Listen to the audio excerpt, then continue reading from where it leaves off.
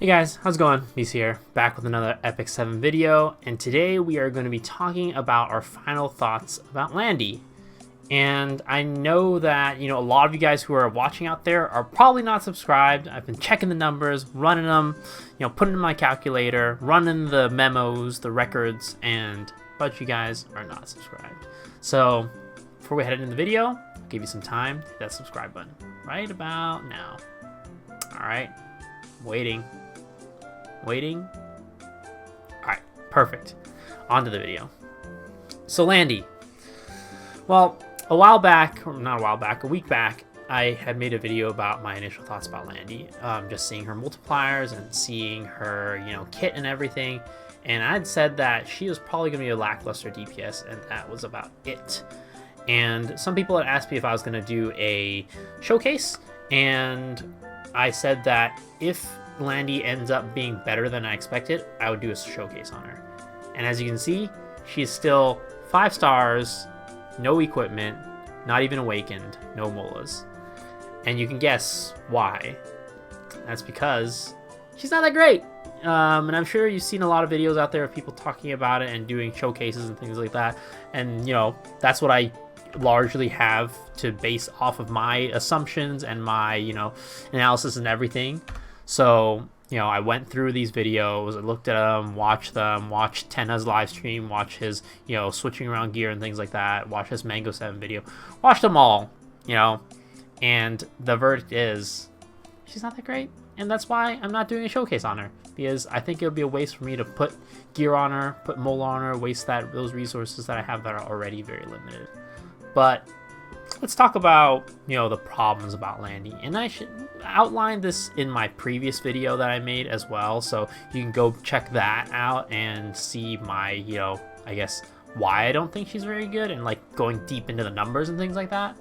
But, I think that the important part to reiterate from that video is that Landy is a character that is made for, countering buffs. So looking at her skill kit, S1, she gains fighting spirit and she increases her combat readiness, and that's doubled by if the enemy has buffs.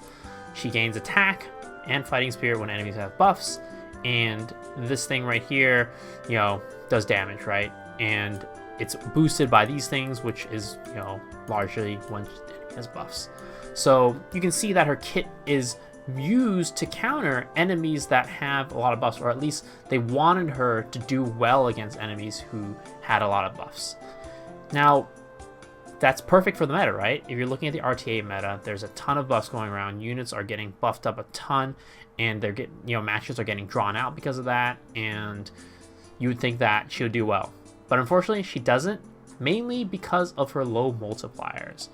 So the problem is that she has low multipliers and she doesn't strip. So it'll be fine if she has low multipliers if you stripped buffs, but she doesn't do that. So what ends up happening is you end up having a team of units that get buffed up constantly, getting stronger and stronger, while yes, your Landy is getting stronger, but she's not getting strong enough to basically disincentivize the enemy from using those buffs. So, in the end of the day, she just doesn't really do her job. If they made her stronger, do more damage, just like completely annihilate enemies with buffs, then she'd be a lot better, and she would go towards that gameplay, that style of, countering buffs. But she doesn't. Or if she strips buffs, then that would also help against the buffs. But she doesn't do that either. She just kind of tickles them a little bit. So I think the important thing is that not only, it's like the reason why she doesn't do well in the meta is not just because of her low multipliers. Well, it is because of low multipliers, but you have to think about the way the game works right now. So you can say that a lot of these buffs, the enemies, they buff up, they're just gonna get blown apart. But the reason why they don't is because the common buffs in the game are defense up and crit chance reduction, and revive. Well, not necessarily revive being like the most important, but defense up and crit chance reduction. Krau, Alencia, those units are very popular in the meta. And those are the buffs that are getting put on units the most. So while she is gaining more damage, she's not doing enough damage to outshine those buffs. So I think a good kind of overview here is a kind of a deep dive that I did here on Shotgun Shogun's video. So I was basically telling him like, hey, you know, a lot of times the enemies are mostly just putting defensive buffs up, right? And he was saying that, well, you gotta think about the times when enemies using speed buffs, using attack buffs, using revive buffs, those buffs that don't really mitigate damage. And I kind of went into the numbers. So I took a look at his qualifier series that was, you know, at the time up on YouTube. And in that qualifier series, I said there were 45 matches in total that were up at the time. And there were 90 team compositions as a result of that. And in those 90 team compositions, you can see that teams with a unit that gave a full team non-damage mitigating buff, so not defense buff, not crit down buff, but like a Rose that just gives attack buff, or Charles just gives an attack buff, Mui, Roana that just gives a revive buff, etc. You know, Vivian that gives immunity buff and attack buff. 29% of the teams had that, right? So 26 teams had that. But that's not counting that they also had a DN on their team, a Krau on the team, a Landy on the team. And when you put that into the team comp, only 22% of those teams have that. So if you're looking at it from a perspective of what type of buffs enemies are using, it's always going to be defensive buffs.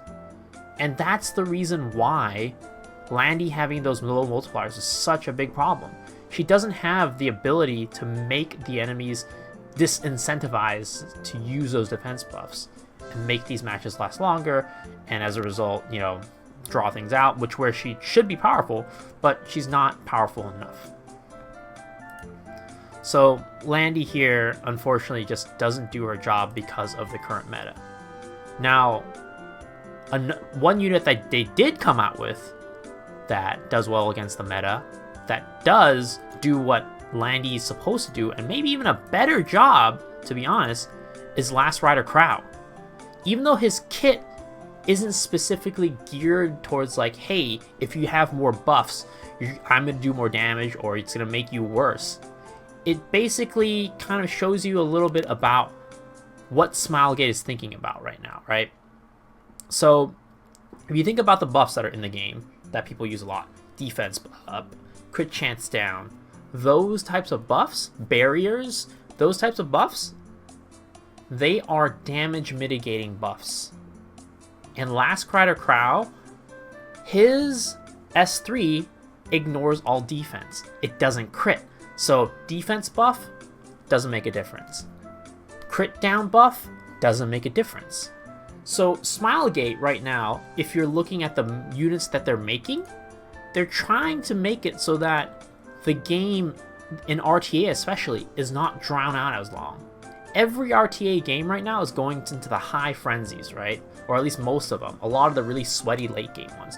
There are definitely people at the lower RTA that are using like cleave comps, things like that. But at the higher RTA levels like Champion, Legend, a lot of times it's just very, very tanky bruisers that you buff up, or you have like, you know, buffs and like revives that make the game last longer and longer and longer.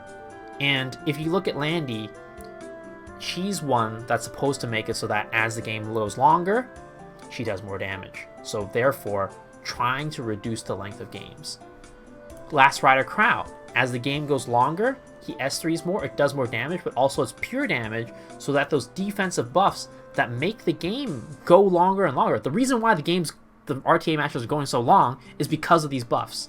So these units they're coming out with are trying to counteract that and make the games go shorter in RTA especially. So you can kind of take a little bit of a look into why they made Landy the way she was.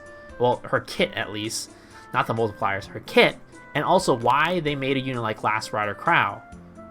Now, this also predicts in the future what units they're going to make too, right? So they're probably going to try to keep going down this path of trying to make the game shorter, using units that counter buffs, make buffs less effective, like Krau, therefore make the games go shorter.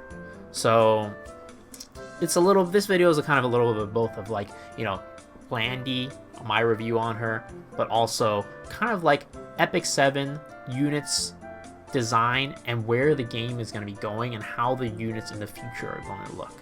So unfortunately, Landy, not very good. But, you know, going forward, they're probably going to make more units kind of like Landy, and I hope they learn from this mistake. Or maybe, you know, hopefully they have never really done this before, like buffing a unit, like a limited unit, but maybe they can buff her up to give her a little bit more better multipliers. Or if the game gets to a point where these defensive buffs like defense up, crit down are not as much in the meta because they're kind of designing these units to counteract those buffs or make those buffs less relevant, then maybe you'll get into the meta where attack buff is more common without like defensive buffs, right? You'll get these attack buffs, these speed buffs, these, you know, revive buffs, these barriers, these immunity buffs that don't have those defensive buffs along with them. Then in that case, Landy might actually come back into the meta. So she's not very good now, but in the future she could be, right? Just depends on how the meta shifts, where the meta goes, and maybe they'll give her a buff, who knows. But yeah, there is my, you know, final thoughts. There are my final thoughts on this girl right here, Landy. Not very good right now. Should you pull on her? She's limited unit, so yes. And, you know, maybe in the future she'll be better. You never know. Units shift along with the meta, right? I mean, we can look at Alencia it's a very, very good example of this. Alencia, when she came out, she was considered a trash tier, well, not trash tier unit, but she was not considered like OP. She was not considered great. She was like a middling unit, but now she's at the top of the meta. She's being, you know, one of the top picks in RTA. So as the meta shifts, you can see these different units coming into play, becoming better, and maybe Landy is going to be one of these units. So should you pull on her? Oh, I keep thinking Landy's a fire unit. She's not. Should you pull on her? It's because she's red. Yes, because she's a limited unit, and she's not necessarily terrible. She's actually pretty good in PvE, especially. You know, in raids, she could be pretty good. Well, being an earth unit makes her a little bit worse in raids because a lot of raid unit content is fire. But, you know, she's good in PvE, which, you know, there's not many units that they've been making recently that are good in PvE. So yeah, should you pull on her? Yes. Should you expect her to be super powerful in PvP? No. Maybe down the line she could be, but yeah. All right, let me know what you guys think down in the comment section below, and as always, thumbs up if you enjoyed it, thumbs down if you didn't, and tell me why, and hit that subscribe button. All right, I'll see y'all on the next one. Peace out.